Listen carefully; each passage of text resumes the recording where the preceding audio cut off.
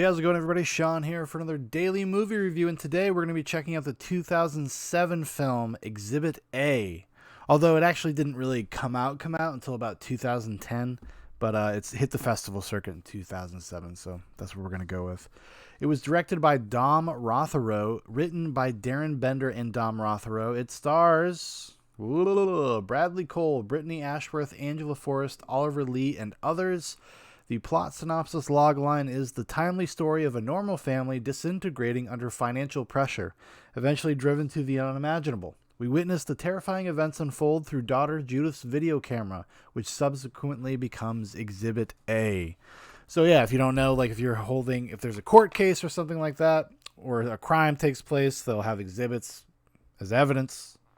That's what this videotape is. It is evidence of what happened over about like a month, 2-month period with this family as they kind of slowly unravel because of kind of just not being honest with each other. And those lies, those little white lies, those little problems, they kind of escalate and snowball into bigger things. So this would be, pretty much a kind of an average domestic drama, save for the third act. There's stuff that happens in the third act that would not happen in a normal domestic drama, and maybe we'll spoil that towards the end. I won't spoil the movie until I tell you I'm going to spoil it.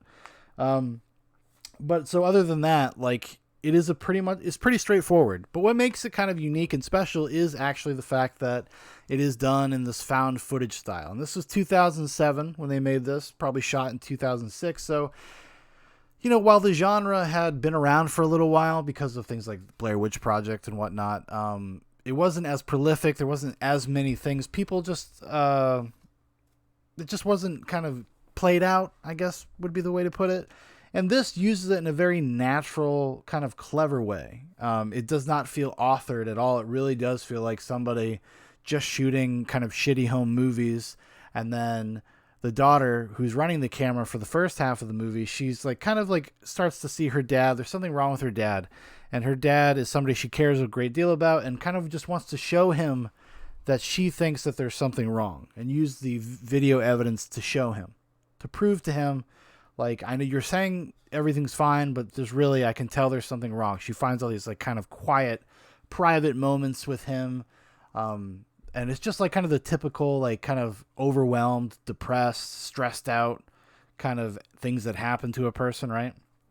And, that stuff is really incredibly effective. I would say most of it's effective. I don't know if this would be as effective if it was just a straightforward drama, like just a conventional movie. Like I said, the found footage nature of it elevates the material. And the performances too. There's very good performances for the most part. There's like maybe one weak link, but for the most part, really naturalistic. Really draws you in. You kind of like these people, especially when you first meet them, which is something that is often hard to do in these kind of movies. Because when you have things that deal with like domestic drama and domestic problems, a lot of times people go to this like just yelling and screaming at each other kind of dynamic. And then it just immediately makes everybody seem shrill and shitty and short. That never really happens in Exhibit A. It actually kind of maintains what feels like kind of a natural unraveling of things and a natural escalation towards the end. Maybe it gets a little crazy and a little contrived towards the end of the movie, like the last 15 minutes per se. But up until then, it's pretty engrossing and convincing. I think it does a pretty good job. And I just like the dynamics that they had between the characters. And the father, who is kind of the main character, Bradley Cole, who gives the best performance of the movie by far, is you feel empathy for him. You feel bad for him in a certain sense. He is just in over his head. Just a little spoiler, not a total spoiler, but the movie kind of starts out with like the family kind of wanting to progress and go to their next step. And a lot of that's riding on a promotion that this guy's going to get at work. And he doesn't really get the promotion, but he tells them he does. And you don't know that as the audience. Like, it doesn't alert you to the fact that he didn't really get the promotion right away. And that's kind of part of, I would say, the first half hour of the movie. It is pretty obvious if you're paying attention. And the actor, not because he's not subtle or whatever, but there's just these little cues and there's this really smart filmmaking stuff where they catch these little moments, these little looks. Nothing is like broadly telegraphed, but you just see like a look or their dad's like, they're pouring champagne to celebrate their dad's promotion. He's like, just to himself for like a brief second is like, and it really sells the subtle reality of what's going on. And it just kind of keeps going, and everybody just is kind of gets in over their head by just making a series of bad decisions. So yeah, if you like found footage movies, so you probably have not seen this one. This one's a little, this was a little random. I discovered it and heard about it because I watched a different movie. I looked at the trivia for that movie, and it said that movie was inspired by Exhibit A. We're going to talk about that movie either tomorrow or the day after. I don't know. But yeah, really good. Check it out if you've not seen it and you're a fan of these kind of movies. It is kind of it's built like a mystery thriller. Some say horror. I don't know. I think that's kind of stretching it, even though this is spooky month, so it does count. It totally counts. Crime, horror, thriller. That's what it says on IMDb. I'm sticking to that, even though I just said otherwise. All right, so at this point, I'm going to talk about some spoilers in the movie. Just want to kind of get into some of the particulars, particularly the ending. So if you would like to save yourself from that information, this would be the time to stop watching the video. Goodbye. Have a good one. Thanks for coming. All right, so spoiler talk. So as the story goes on, it escalates from the father's lie. He lies about getting a promotion. And he's trying kind of desperately to still maintain the facade of what the promotion would have provided. Like I said, they were going to like buy a house. They were doing all these things, and he has to kind of pretend that like, oh, I called the real estate guy and I told them like, we want it. We're making an offer. That he never did. And then he's like yelling at the real estate guy, trying to pretend like, oh, this is your mistake. You fucked us up. Well, I guess there's nothing we can do. But then his wife, not knowing that, like still is pushing for things in the background, and then kind of jumps on him with this thing, forcing him to take out this crazy high interest loan. And also, so it's kind of things like that. And they start escalating. He's trying to like drive the sale price up for his own house. So he's like, fuck it. I don't know what to do. I guess I'll put in a pool. Like that'll drive up the sale price. So he starts like digging a hole in his backyard.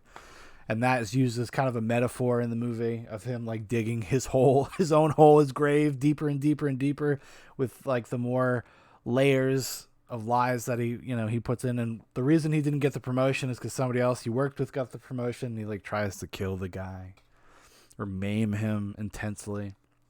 And they don't show that on camera. That's all like talked about. Because the movie for the most part stays at the house. I think it only leaves the house maybe twice, maybe 3 times, and for very brief periods of time. It mostly takes place in the house and in the backyard of this family. And yeah, and then the third act, it's got an interesting twist about like 45, 50 minutes in, where the perspective, the POV of the camera switches from the daughter, who's kind of doing like I said earlier, like this investigative thing, and it switches to the father's point of view. Like the family gets pissed at him once they find out, because the daughter's been filming all this stuff, and she ends up coming out that he's been lying. And so he takes the camera, and he thinks like, well, now that I've been made vulnerable by this camera, by this process of being filmed, and I think that's a good thing. I think it's a good thing, but I think we should all get all of our secrets out. We should lay everything out on the line. And so he goes through his family stuff while they're gone, like goes through all their private possessions and films it all, and is talking about it. Like he goes to his wife's bedside table and finds her dildo that she's hiding. He discovers that his girlfriend is a closeted lesbian who's like in love with the girl next door. The son, I don't think he really found anything out about the son. But anyways, so he films it all, and when they get home, he shows them the tape, and he thinks it's going to be like this great bonding experience, bring them closer. There's no more lies. We can be closer as a family. We just put everything out on the table. And this leads to a series of new reveals and escalations. Like he discovers that his wife had an abortion behind his back, and that ends up being like obviously a very contentious moment. And then it gets wild. And basically he decides he kind of goes psychotic, and he gets hammered. He becomes delusional, and then he decides the best course of action is to just kill his whole family. That's how he can preserve like this moment with his family forever. Like that's how he can preserve, sorry, my dog. That's how he can preserve this paradigm, this situation with his family, like the ideal place. He gets deluded and he kills them all, and it's a pretty wild scene. I would say this is the thing I think kind of is a knock against the movie in a certain respect. I don't really buy the turn. Like, it happens. He never gets like manic enough to a place where you think this is going to go this way. I kind of just assumed that is what was going to happen because of like the context of the type of movie it was and seeing the poster and stuff like that. It kind of puts it in your head like, well, something violent's probably going to happen. You're not ever sure quite what. I mean, they hint obviously that he's really desperate and out of it, and he's willing to be violent, like he attacks one of his coworkers. So, even though you don't see it, you're aware that he did do that, and he would do that. But to take that leap where he's going to kill his whole family, well, it gets pretty wild. And because there's a moment there where I think it actually does a pretty good job of building the tension where you're like not sure if he'll actually do it. Is he going to do it, or is he just going to forget about it and fucking either leave the house or forget about it, pass out because he's like hammered. He's been drinking a lot. And obviously he ends up doing it. But there's a moment there where you're like, and then he does it. And that was probably the one thing of the movie. I wish there was just there had been a more natural resolve. Like, the family gets so frightened by him so quickly for things that are maybe eccentric and extreme, but if this was your family, and it's not like he was like a new guy or something. This is his family. It's his wife, his kids, known each other ostensibly, you would imagine, right? For the entire existence of that family unit, that they wouldn't like just react immediately the way they do. Like, everybody's kind of mean to him to a certain degree, meaner than you would think the situation calls for. And then to think that he's like some sort of killer monster before he makes the decision to actually become a killer monster it seemed a little contrived. I know that they had to get there. They had to get from the place of, confusion and anger and disappointment and resentment. And they had to kind of get there to Crazy Town a little kind of fast. And when the wife reveals that she had an abortion and didn't consult him, that's the thing that kind of sets him over the edge. And I was trying to think of like, what is the subtext here? Like, what does the movie have some sort of deeper layer other than the importance of being honest with each other, the importance of communication? And I think some of it is a little bit about kind of the nature of, masculinity, toxic masculinity. I feel like it's kind of has that kind of element to it, this kind of commentary, because it's his pride that doesn't allow him to be honest with his family at first. It's his pride and his behavior that makes his family lie to him. His wife blames him for making her lie about the abortion, which, I guess is debatable, but like, he was just not the kind of person that would have like been understanding or had a conversation with him about it. He would have been overbearing, and it would have been whatever he wanted it to be. The way it's presented though is a little mean spirited, and considering what had happened, like, I don't know if it really warranted that at that point, cause most of it is pretty realistic. It's pretty realistic, just family drama. Pretty straightforward too, entertaining for sure. And like I said, I think the way they filmed it is a novelty that works for the most part.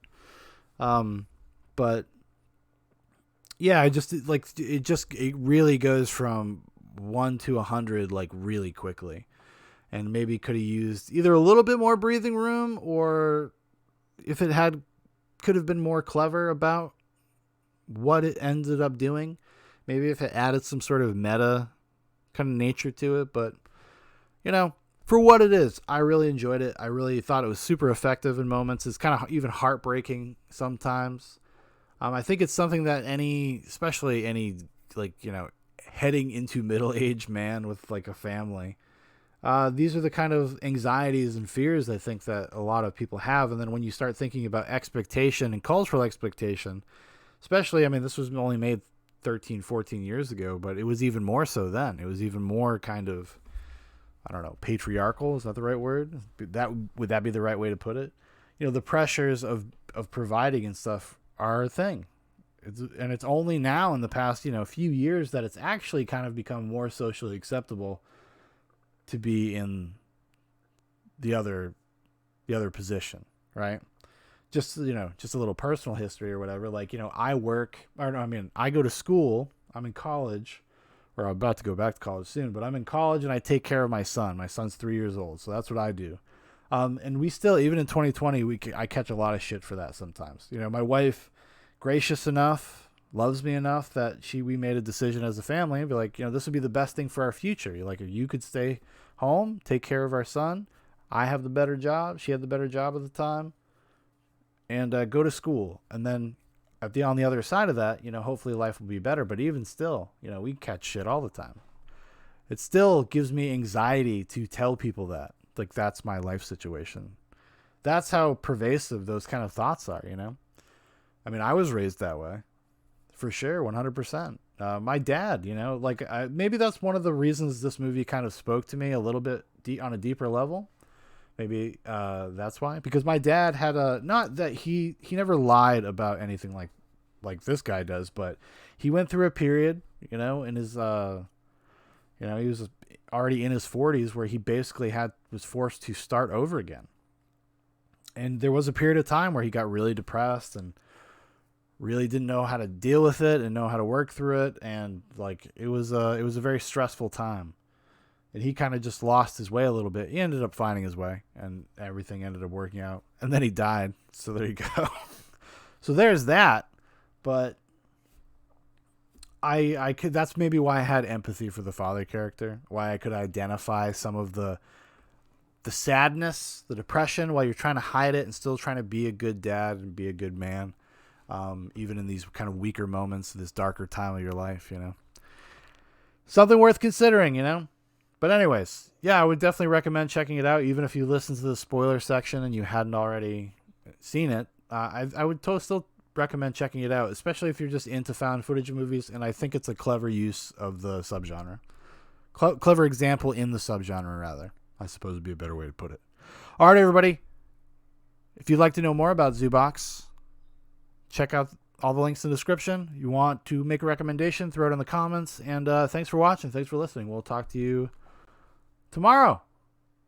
Hey!